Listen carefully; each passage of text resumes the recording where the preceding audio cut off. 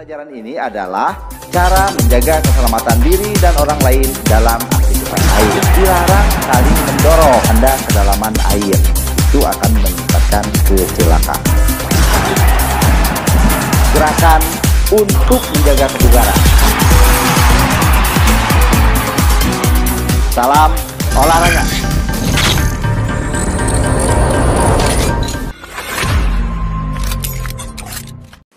Assalamualaikum warahmatullahi wabarakatuh. Hai anak-anak, apa kabarnya? Semoga anak-anak beserta orang tuanya sehat-sehat saja ya. Anak-anak sekalian, ketemu lagi dengan Bapak dalam PJJ PJOK pertemuan ke-8 untuk kelas 1 pembelajaran aktivitas air. Materi pembelajaran ini adalah cara menjaga keselamatan diri dan orang lain dalam aktivitas air. Sebelum kita memulai pembelajaran ini, yuk kita biasakan sama-sama berdoa dulu. Berdoa mulai. Selesai. Anak-anak sekalian, tujuan pembelajaran aktivitas air ini adalah peserta didik dapat menjelaskan cara menjaga keselamatan diri dan orang lain dalam aktivitas air. Adapun nilai karakter yang terkandung dalam pembelajaran ini, pertama, percaya diri, tanggung jawab, disiplin, dan kerjasama.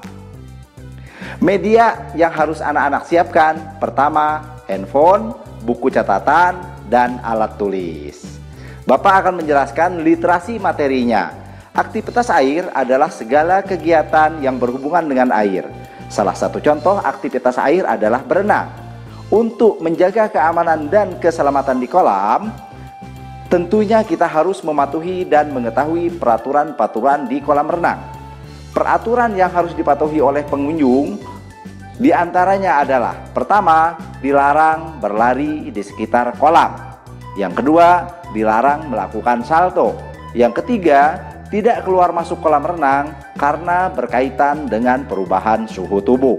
Yang keempat, jangan makan sambil berenang. Dan yang kelima, selagi berenang hanya boleh minum air putih biasa atau hangat, tetapi tidak minum air dingin.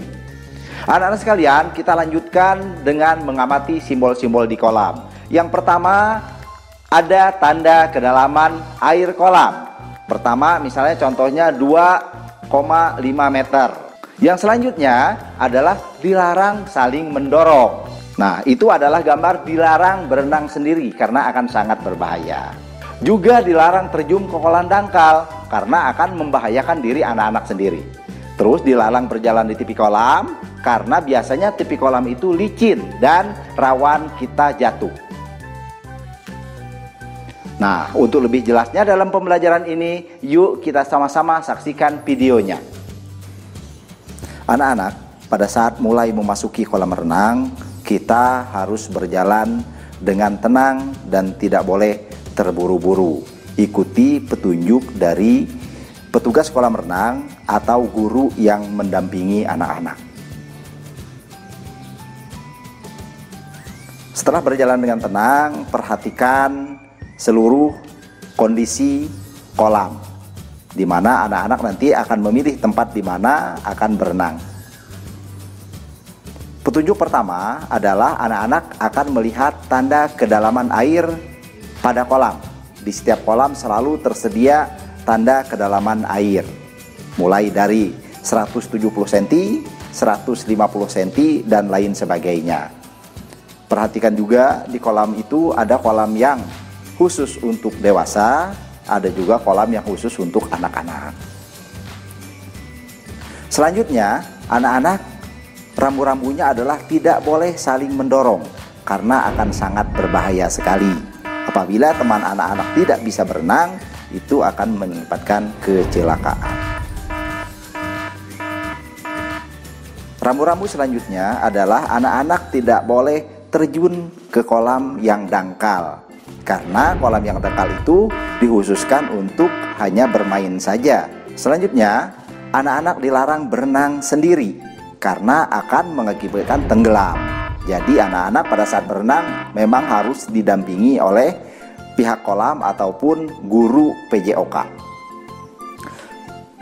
Anak-anak juga tidak boleh berlari di pinggir kolam Karena biasanya kalau kolamnya ramai pengunjung, di tepi kolam itu akan sangat banyak air dan akan licin sekali, akan mengakibatkan kita akan jatuh. Anak-anak, itulah tadi tanda-tanda yang harus kita patuhi pada saat kita berada di kolam. Selanjutnya, kita akan melakukan sedikit gerakan untuk menjaga kebugaran. Anak-anak sekalian, pandemi virus COVID-19 masih melanda negara kita. Ayo kita lakukan aktivitas kebugaran untuk menjaga kesehatan jasmani dan meningkatkan imunitas tubuh. Saat melakukan kebugaran, kamu bisa mengajak ayah, ibu, kakak, dan adik agar semakin bersemangat. Lakukan gerakan peregangan sebelum melakukan aktivitas kebugaran dan pendinginan setelah melakukan aktivitas kebugaran. Kali ini ada 5 gerakan aktivitas kebugaran yang dilakukan oleh model dalam video berikut ini.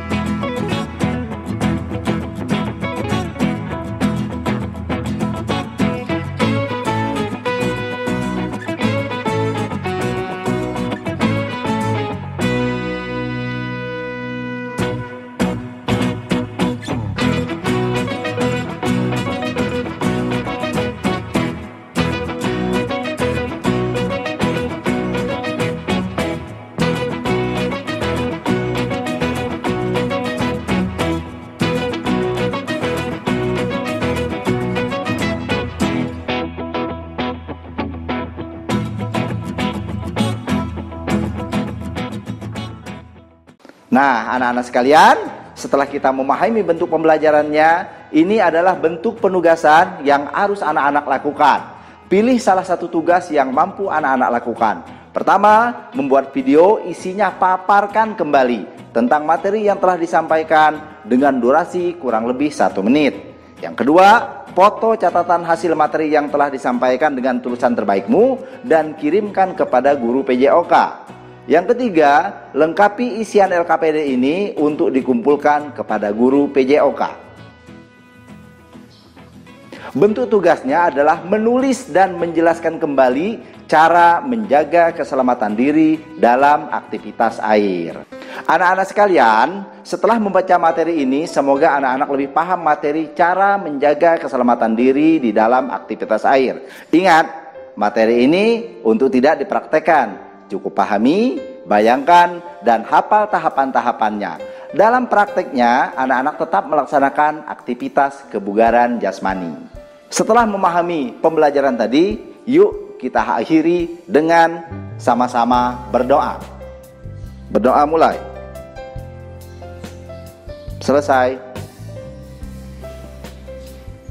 Anak-anak, sekian video pembelajaran kali ini. Mudah-mudahan anak bisa melakukannya dengan baik dan benar. Anak-anak sekalian, jangan lupa 5M, mencuci tangan, menjaga jarak, memakai masker, mengurangi mobilitas, dan menghindari kerumunan. Sekian dari Bapak. Wassalamualaikum warahmatullahi wabarakatuh. Salam olahraga.